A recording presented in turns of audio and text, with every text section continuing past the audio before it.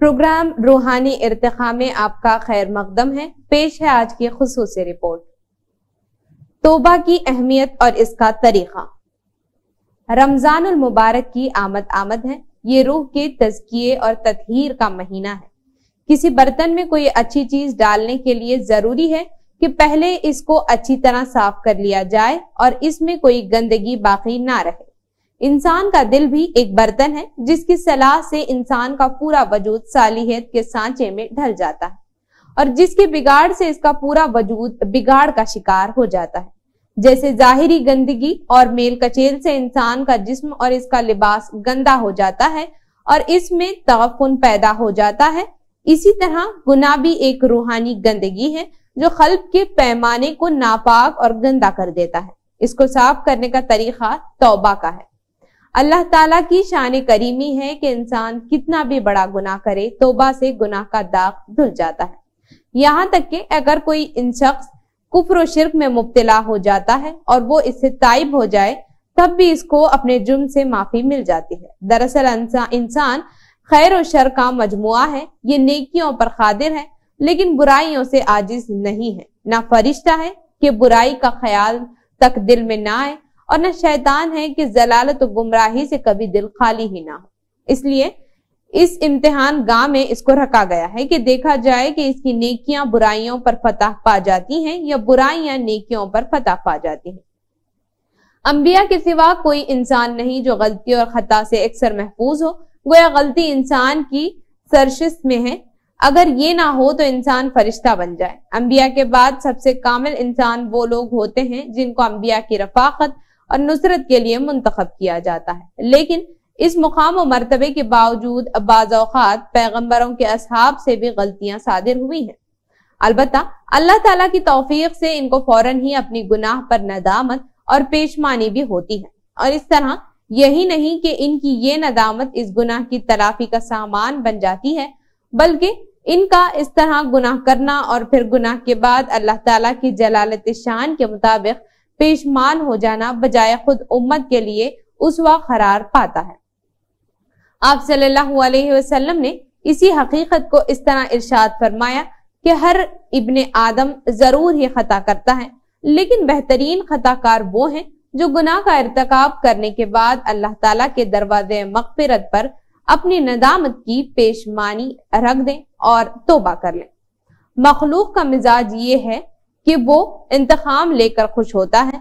इससे इसके जज्बे अना की तस्कीन होती है और कलीजा ठंडा होता है। लेकिन अल्लाह ताला की जात वाली सिफात पर रहमत का गलबा और वो रहमान और रहीम और गफूर और करीम है, इसलिए इसे गुनहगारों और कोताहकारों को माफ करके खुशी होती है।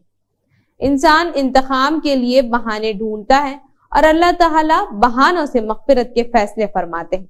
किसी ने हज कर लिया तो पिछली पूरी जिंदगी का गुनाह माफ कर दिया। उम्रा कर लिया तो एक उम्रा से दूसरे उम्रा के दरमियान के गुनाह माफ हो गए। बाज रोजे हैं कि पूरे सगीरा गुनाहों के कफारा हैं। नमाजें भी जिस्म से गुनाहों के मेल को साफ करती हैं। सदक़ात भी गुनाहों के कफारा बनते हैं। ये अल्लाह ताला की शान करीमी है कि छोटे छोटे अमल की बुनियाद पर इंसान के गुनाह माफ होते जाते हैं। कुरान मजीद ने अल्लाह ताला को अफू यानी बहुत माफ करने वाला करार दिया है। अरबी जबान में अफू के असल मानी मिटाने के हैं, बस अफू के मानी मिटा देने वाले के हुए। इसमें इस बात की तरफ इशारा है कि अल्लाह ताला जिन गुनाहों को माफ करते हैं इनको बिल्कुल ही मिटा देते हैं और शायद नामे अमाल से भी महू फरमा देते हैं। ये कितनी बड़ी शान करीमी है। इंसान किसी को माफ भी कर दे तो वो गलती को लूहे क़ल्ब से मिटाने को तैयार नहीं होता। वो वक्ती तौर पर जज्बे इंतकाम को दबा लेता है और जब कभी ताल्लुकात में नाहमवारी आती है तो फिर इसको इसका नामे अमाल दिखाने और छुपे हुए वाकयात को मंजर आम पर लाने के लिए कमर कस लेता है।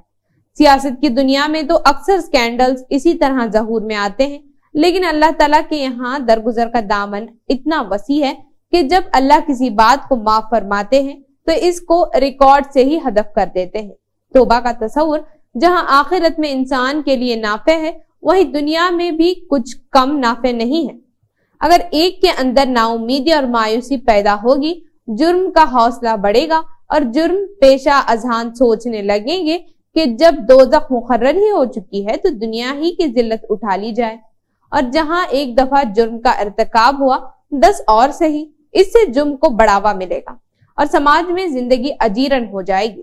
اس لیے توبہ کا تصور دنیا میں بھی ایک بڑی رحمت ہے اور اس سے سماج کا امن و آتشی متعلق بھی ہوتا ہے۔ توبہ کے لیے اصل محرک اپنے گناہوں اور کوتاہیوں کا احساس ہے۔ انسان اپنے گناہوں پر ندامت اور پیشمانی محسوس کرے، اپنے گناہوں کو یاد کر کے اس کا دل لرزے، خدا کے سامنے اس کے ہونٹ کپ کپائیں، آنکھوں میں آنسو آئے اور بے چینی اور اضطراب گواہی دے۔ اس کا ضمیر گناہوں کے بوجھ تلے اپنے آپ کو دبایا ہوا ہے۔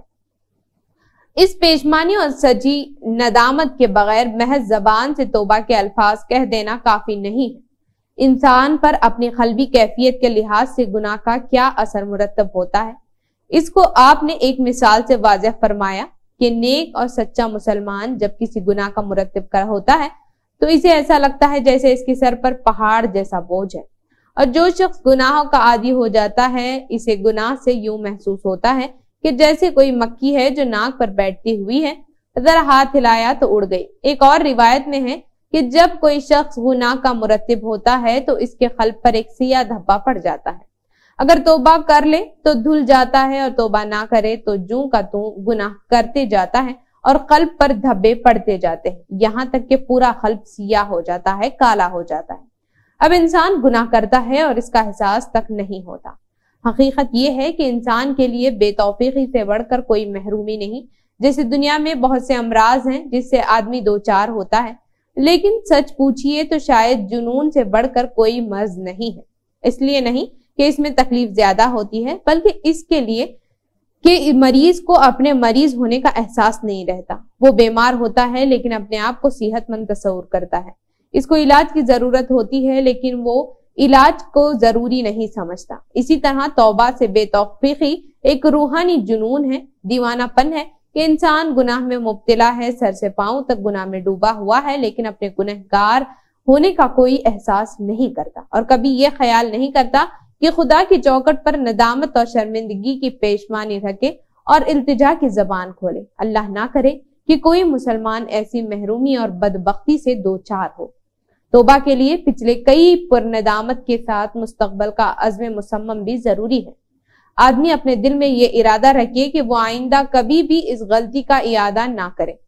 اس بات کا نام توبہ نہیں کہ ابھی غلطی کر دیے، پھر کبھی گناہ ہو گیا تو پھر توبہ کر لی جائے، کہ بقول شاعر کمبخت قیامت ابھی آئی نہیں جاتی، کیونکہ اس طرح کی سوچ اس بات کی علامت ہے کہ وہ زبان اور دل کی رفاقت کے ساتھ پیشمانی کا اظہار نہیں کر رہا ہے اور اپنی توبہ میں صادق القول نہیں ہے۔ ہر گناہ سے توبہ کا ایک ہی طریقہ نہیں، بلکہ اس کے لیے بھی شریعت نے کچھ اصول مقرر کر دیے ہیں۔ جن گناہوں کے لیے قرآن و حدیث میں کوئی کفارہ مقرر کر دیا ہو تو ان کی توبہ یہ ہے کہ کفارہ ادا کر دیا جائے۔ مثلا کسی شخص نے جان بوجھ کر روزہ توڑ دیا تو 60 روزے رکھنا، اور اس پر قدرت نہ ہو تو 60 مسکینوں کو کھانا کھلانا اس کا کفارہ ہے۔ قسم کھائی ہے لیکن اسے پورا نہ کر پایا تو کفارہ 10 مسکینوں کو کھانا کھلانا یا کپڑا پہنانا ہے۔ ان گناہوں سے توبہ یہی ہے کہ ان کا کفارہ ادا کر دیا جائے۔ بعض کوتاہیوں پر شریعت نے قضا واجب قرار دی ہے، جیسے کسی شخص سے عذر کے بنا پر روزہ فوت ہو گیا تو اس پر ان روزوں کے قضا واجب ہے۔ ہوش و حواس کی حالت میں نمازیں قضا ہو گئی تو ان کو بھی قضا واجب ہے۔